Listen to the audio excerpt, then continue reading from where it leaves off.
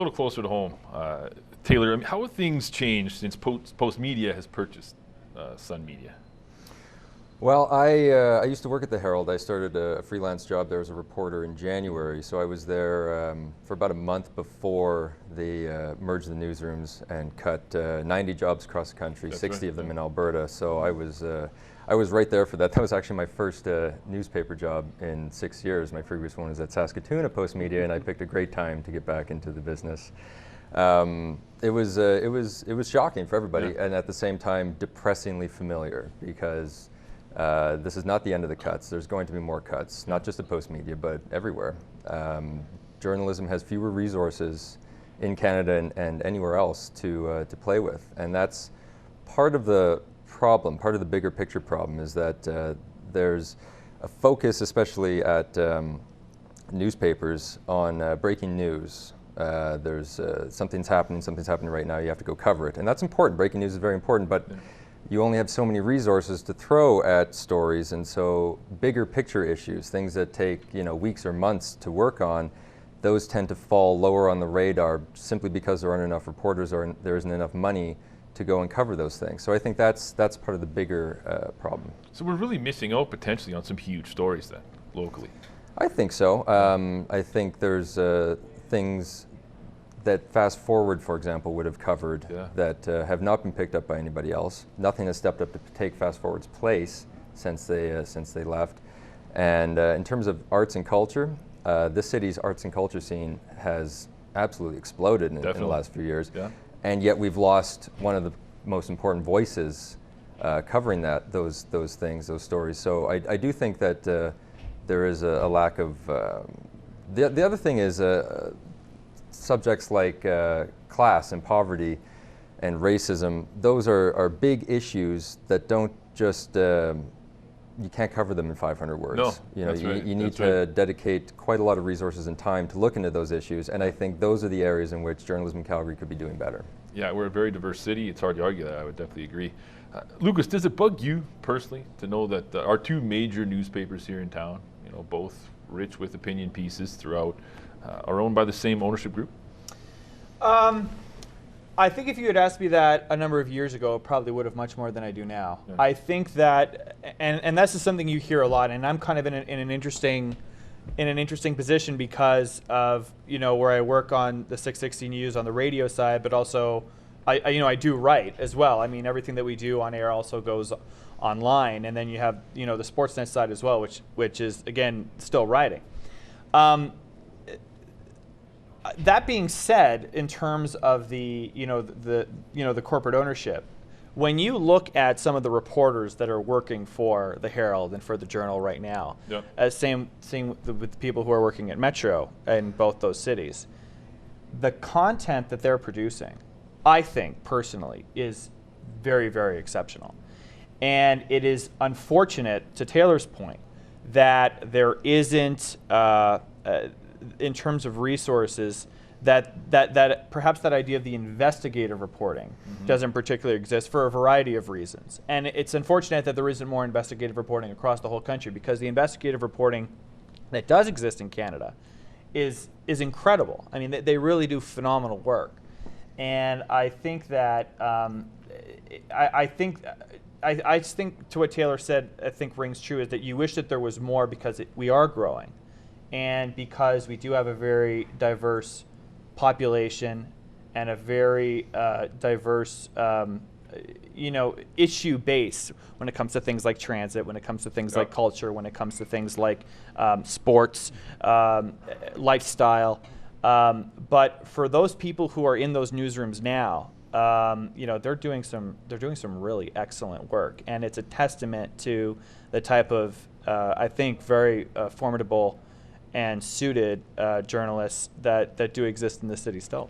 So then, Darren, you're probably the guy to answer this question. Then, what are the biggest challenges in actually having a reporter spend weeks, months on a story, really digging deep, peeling back the layers as an investigative journalist?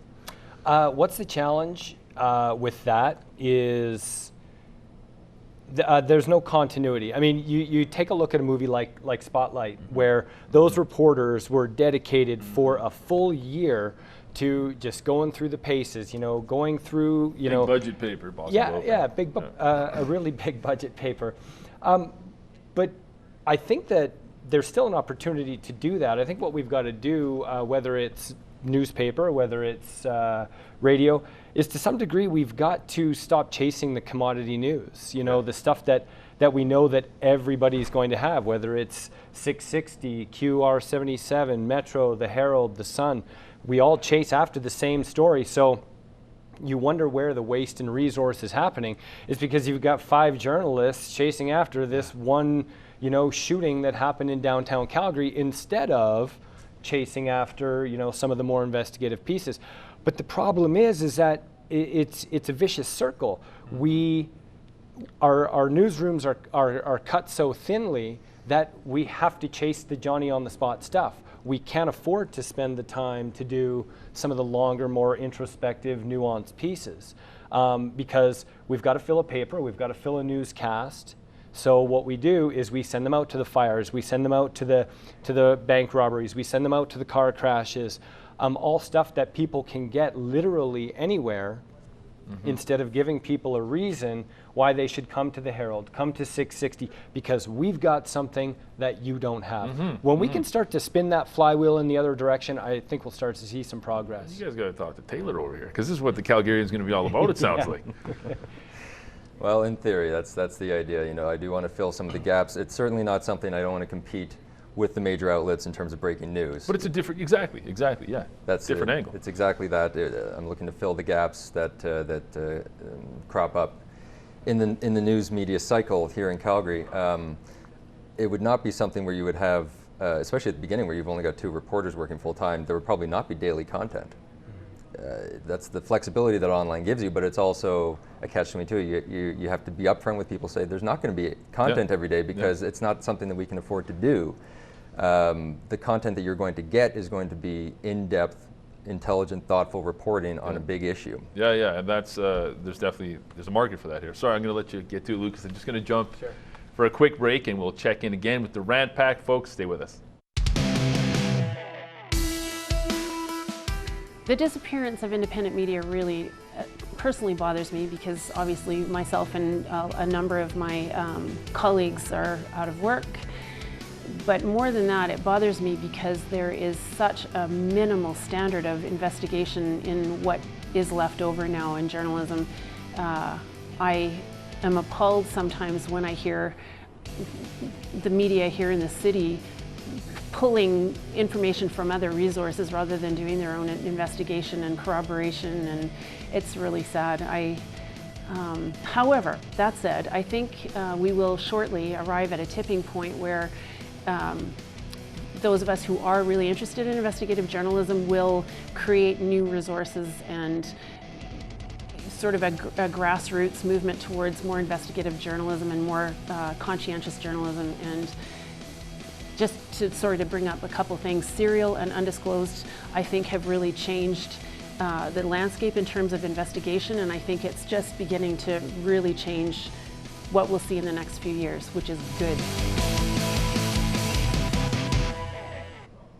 Julie touched on some good points, way to keep it optimistic, Julie. But Lucas, I wanted to give you the opportunity to say your piece. You had something in mind. I just wanted to very quickly add something that Taylor said when he talked about the daily production, because that's a lot of what we do.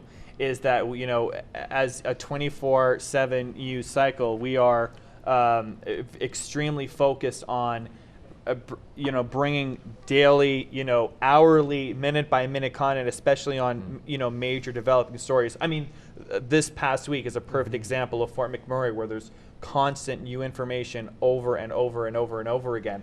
And so it's, and I have to say that I'm very proud and I feel fortunate that on top of the daily responsibility of our particular format, that at least, I mean, I'll only speak for our news team, that we have been able to kind of do stories that focus a little bit more on kind of side angles and different kinds of perspectives. But I think it's to what he said about the balance of the responsibility of having, that daily kind of information, which was what a newspaper does when you have Monday, Tuesday, Wednesday, Thursday, Friday, but also have those interesting, side pieces. I think that's a very critical balance. Twitter.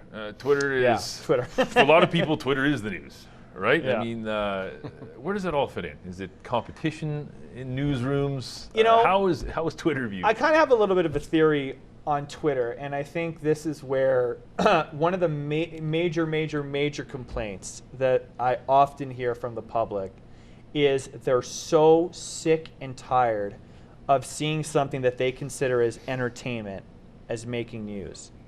Mm-hmm. And I find that Twitter fuels a lot of that. Yeah. Because a lot of people on Twitter might not necessarily care about crime and politics and world affairs, etc. But, if Beyonce's coming out with an album called Lemonade that somehow disses Jay-Z, and Jay-Z's going to come, it explodes. And it makes me sick, personally, I gotta be honest. But what happens is, from a newsroom perspective, yeah, someone will bring that into the conversation of, well, this is what people are talking about. Yeah. Mm-hmm. And he used an interesting term about a vicious cycle. And I find that Twitter is great in a lot of ways, but it can also turn into a very unfortunate cycle of mixing what a lot of people think is important with what a lot of people are talking about. Yeah. And I think, because that's something that I hear all the time, is why are we talking about this? It's not important, yet it's the #1 trend on But is Twitter not also a fairly steady vehicle for breaking news? I mean, if you witness a car crash or a house fire or whatnot, the first thing, you're on taking a photo, hit it to Twitter, way it goes. It is. I mean, I have no qualms in saying that we don't use a scanner in our newsroom anymore because we don't need to. No. We have Twitter. I mean, whether it's another competing news outlet, trying to tweet out that news story first, you know what? We're not missing anything by being that far behind. But to something that Lucas said here, what's really interesting, and also to what Taylor said, what's really interesting is the funny thing about Twitter is sometimes our reporters will do one of those stories that they've spent some time on and they're really, really proud of, and it actually does have an impact, but nobody on Twitter cares. Yeah. So or it gets lost in the shuffle. Yeah, so the crazy thing about Twitter, while it's good, it's really a tool. It's just another tool, just like our print product is another tool for getting the information out to people. The unfortunate thing with Twitter is, I think for a lot of people, it's become their sounding board. Yes, their soapbox, absolutely. Yeah, and it becomes a great big giant echo chamber. It doesn't matter whether it's for Rachel Notley's government, Mayor Nenshi, Justin Trudeau.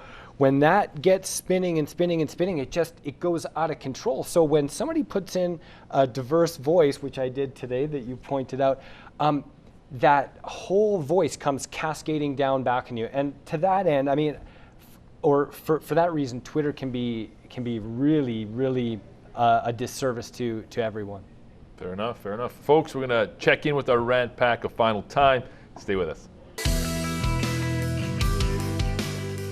As far as the topic of shrinking independent media outlets, I don't know if it's necessarily a bad thing. I haven't been exposed to much of it lately. I just really want all the fake news sites and those that claim to be news sites on every social media feed I have to go away and never come back. All these, NASA's testing warp drive. Are they really? Really? Are they?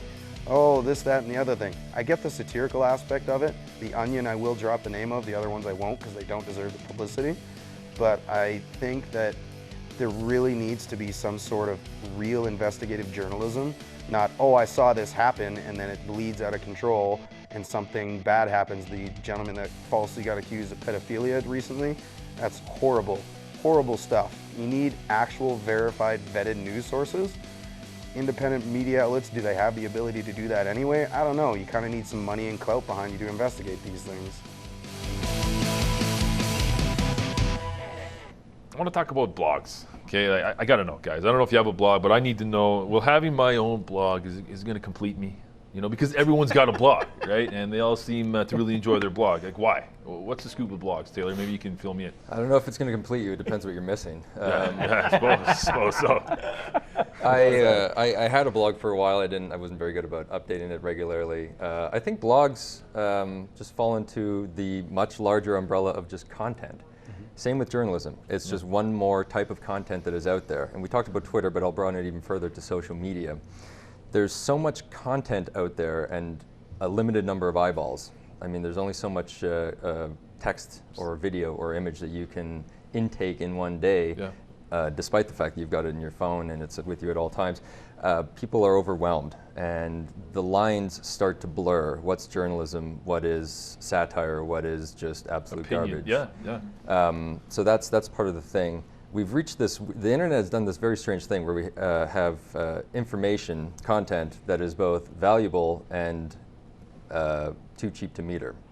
It's got value because we care about the information. It's produced by people that we care about. We want to read that information, we want to have that information.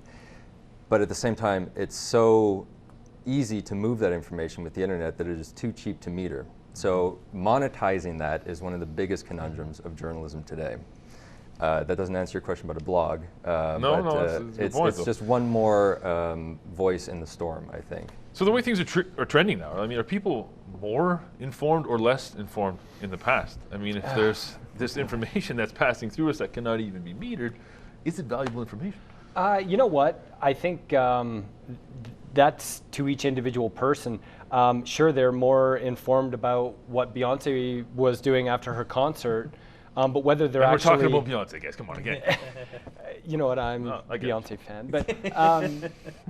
But I think that's what all of this has done. Is it's like so many channels, whether it's bloggers, whether it's Metro, whether it's 660, whether it's The Onion, as the Rant Pack fella said. People are going to what they want to read, and so whether or not they're more informed. That's a really good question. Whether or not they're informed about the stuff they like, that's probably a better question to ask. All right, well then, that said, there's obviously a lot of misinformation, arguably disinformation spreading around. In your experience, Lucas, what's the largest piece of misinformation you think has made the media? That media members make themselves? No, just any story that you can recall that was sort of a, oops, type moment for media. I just think that there's a lot of opportunity for that to happen nowadays. Well, certainly. Yeah. I mean, when you have, I think when you have when major international, and this is more of on a national scale than it is on a local scale, but I'll use that as an example. Yep. I mean, a very recent example occurred during the Boston Marathon bombing. There was a very well-known, what happened with CNN's John King, is that he had tweeted, I might be wrong, but I think he had tweeted that one of the bombers was caught or something like that. I'm not exactly sure. This is ringing a but bell. he reported something that turned out to be inaccurate. Those types of things, especially with major developing stories, whether it's an international terror attack or it's a well-known celebrity passing away, and people want to know what happened and what led to that particular death. Because there is, that race of getting it first, and how do you balance just getting that, it first and getting it right? Because there is a lot of pressure. That's not really on going away. I don't. No, think. It's not. I think. Oh, sorry. Go ahead. Internet memes, real quick. We're almost out of time, guys. These are killing me. I see people on my Facebook read a meme, post a meme, you go meme, and it's utter nonsense. Is it just me, or are these a dangerous tool that are spreading like wildfire? Internet memes, Taylor. What do you think? Maybe I just have a group of friends that aren't as on parts. Yeah, maybe you need some better Facebook friends. Maybe. They are absolutely problematic, but I think that just that falls into the same thing of the content storm, and people need to be careful about what they read on the internet. Yeah, I mean, it's 'twas ever thus, really. I mean, just because you read something, even in a newspaper necessarily, 50, 60 years ago, doesn't necessarily mean that it was reported accurately. There were certain reporters, certain newspapers that were not necessarily to be trusted. And personal responsibility at the end of the day, right? It's a two-way street. It is more important now than ever, I think. Yeah, I think you're right. Guys, that's all the time we've got. Thanks very much. I appreciate you guys coming out. Folks, that's it for tonight. As always, you can get us on Facebook. We're on Twitter. Don't be a stranger. Until next time, take care.